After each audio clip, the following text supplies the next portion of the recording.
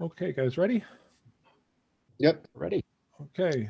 Welcome to another session of Blue Island 101. My name is Randy Heuser. Also with me is Tom Hawley and Bill Farrenwald. Today we'll be discussing the revenue sources of the city of Blue Island. Now, as usual, we're monitoring YouTube comments and Zoom chat. So if you have any questions during the session, please feel free to type away and we will do our best to answer your questions during the session. We invite your comments. So there are many sources of revenue from that the city gets. Most people probably think that the vast majority of it comes from real estate taxes. If you look closely at your real estate tax bill, only about 10% of your total bill comes to the city of Blue Island. Most of the rest of it goes to schools and the park district and stuff like that. So while the bills do go up every year and our portion does go up slightly every year, the schools and other activities that you pay for in your property tax bill go up as well, if not more. So every year, there's a couple different funds that we look at and where the revenues come in. And so we have the general fund, which is basically our operating fund.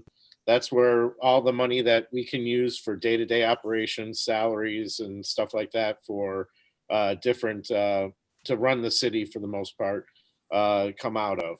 There's a couple other little things like some of the salaries get taken out of the water fund because people work in the water department. Of course, the golf course has its own kind of fund where the money goes in and out of. There's also a business district, which is the extra 1% tax that we are charging to hopefully do some major facelifts on Western Avenue. That amount is about $663,000 in this last year, 2019 actually, and we're hoping that that will continue to grow. 2020, of course, was unusual and not a good year, so it may or may not meet that, but hopefully that'll continue to grow. Golf course is about $100,000, or almost $1 million, I should say. Mm-hmm. And the water fund is 6.4 million. Now that sounds like a lot of money, and I know there's a lot of stuff about people upset about water rates going up, but you have to remember we buy our water through the city of Chicago, and they raise our rates every year like clockwork on June 1st or July 1st. What is it, Randy? It's July. July 1st. Yeah. So what had happened for a long time is that those increases were never really passed on to residents. So we did catch up with that a little bit, and now we're passing those increases on every year because we couldn't sustain not passing it on. Right. It just got to be too much. And So of course, that those funds go towards salaries and things like buying the water. What percentage of that money do you think goes out and pays for the water from Chicago? At least half. And the other thing about that is, as we start to fix our streets, we have sewer work that has to be done underneath. We have to have little reserves built up for those repairs. Yes, I think next week we're talking about expenses and Yes, streets. yes. Big topic on that conversation, I'm sure. There So the water sorry. fund. I said there are expenses attached to the water fund. So $6 million sounds like a lot of money, and it is, but we also need to spend a lot of money. Right. Correct. So on the general fund revenues, that's about half of the total revenues that come into the city. There you'll see down there's also some money that comes in specifically earmarked for police pension funds and the fire pension funds, and that money is earmarked and does not come. It kind of is a wash. It comes into the city, goes directly to the police and fire pension funds. That is for 2019, it was $1.9 million for the police fund and $1.4 million for the fire fund. So it's quite a large chunk of money. We're also very, very far behind on that, and we're going to try and make some headway on that in the years to come, but it's a deep hole. Another small amount that comes in is from motor fuel tax. That's a tax on our share of the gas tax. Was that correct? I believe, yes. Right. So, so those are pretty much, and then we have our TIF funds, and TIFs are a whole animal amongst themselves and very complicated, and how the money gets calculated as far as what comes in and what TIF. So in the general fund, we have our main amounts are from from property taxes, about 3.3 million of our total $15.2 million that comes into the general fund. So as you can see, that's only a small portion of what we get. Sales tax is 1.3 million. Other government sources is 3.75 million. And that includes things like road and bridge taxes, highway fund, property replacement tax, which is personal property replacement tax, which is kind of from sales tax or from your income tax. That's a complicated thing too. And then you have a state use tax, and then the state income tax. Our portion of state income tax is 2.5 million of that 3.7 million. There we get some funds from utility tax. We get some few grants, and then licenses and fines and fees make up the rest of that. Gaming is we get a very small percentage of the gaming, but it is amazing how much it adds up in Blue Island. So I'm not sure if that's a good thing or a bad thing, but we get about $356,000 a year. And I what is it, Randy? I think we get like 5%. Huh? 5?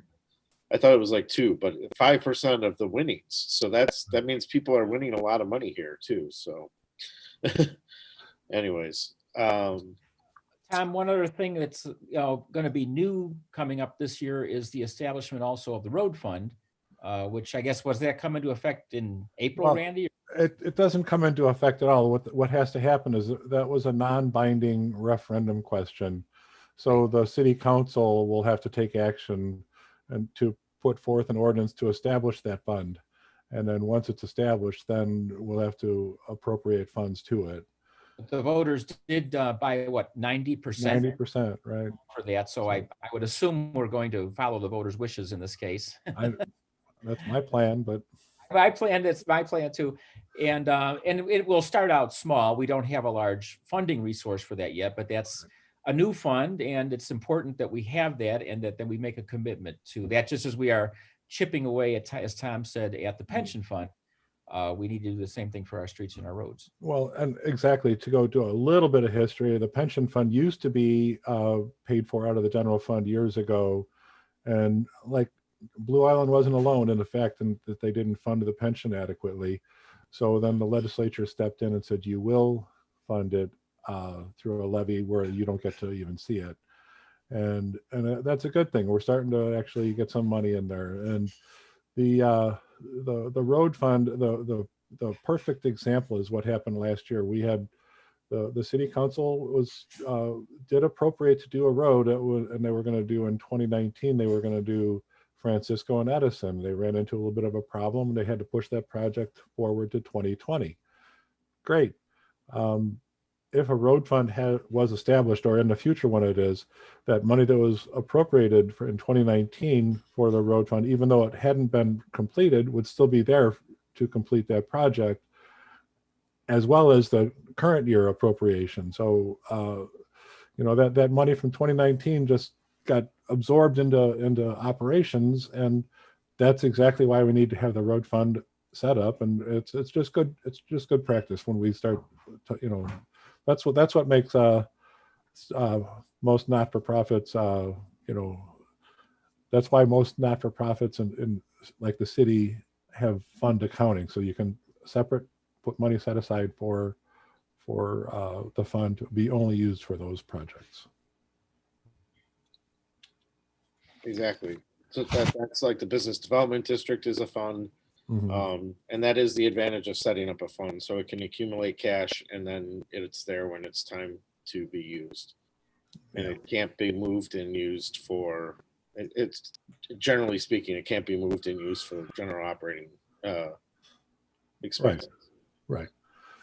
Legitimate expenses, absolutely. You know, next week we're gonna talk about expenses but like you hear when they transfer funds every month, or excuse me, every city council meeting, it's because all the bills are paid out of one account, and then they transfer authorized or approved expenses, that water expenses from water to operating, golf, you know, those.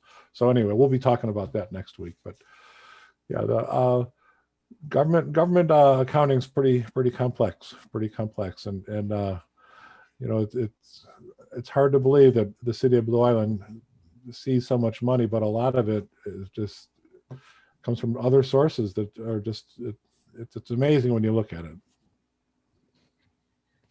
And I think that, you know, an interesting thing this year, of course, and kind of beyond interesting, is the effect that the pandemic has had on a lot of things, including, of course, our budget. It looks, you know, from what I think what we're seeing so far is, for various reasons, Blue Island probably isn't hit as badly as maybe some other towns because of our commercial mix, mostly. So we know we will suffer some revenue losses, as you were saying about, you know, the retail and so forth. But it hasn't hurt us as bad as it could.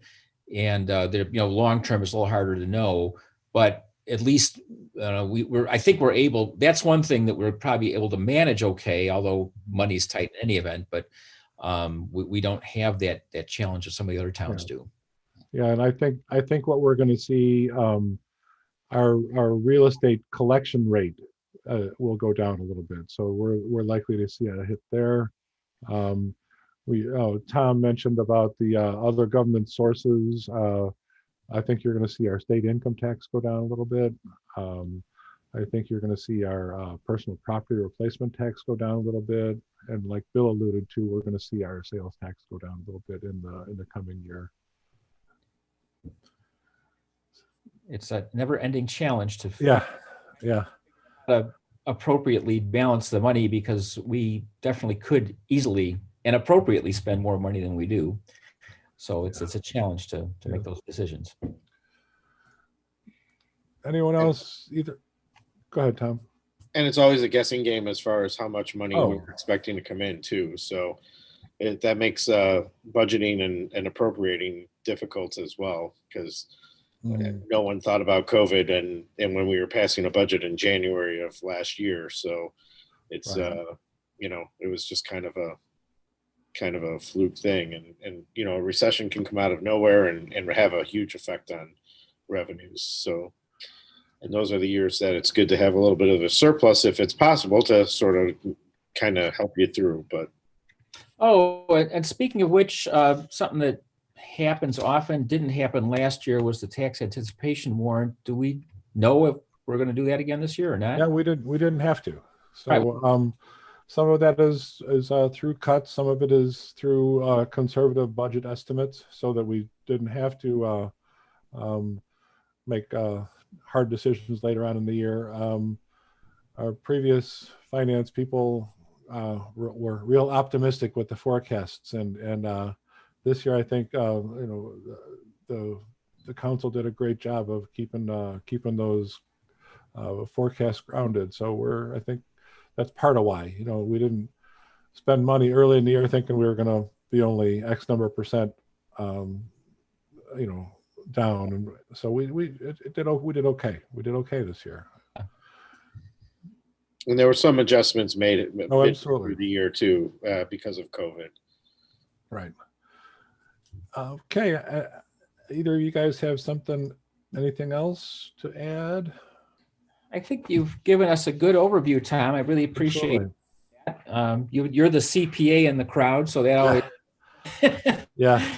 somebody who actually knows what this all is about, talking about it, and your support tonight on this event here that we're having. And you know, as you say, we've just gone through the appropriation process for next year, and we'll see what 2021 holds. it almost has to be better than 2020. Yeah.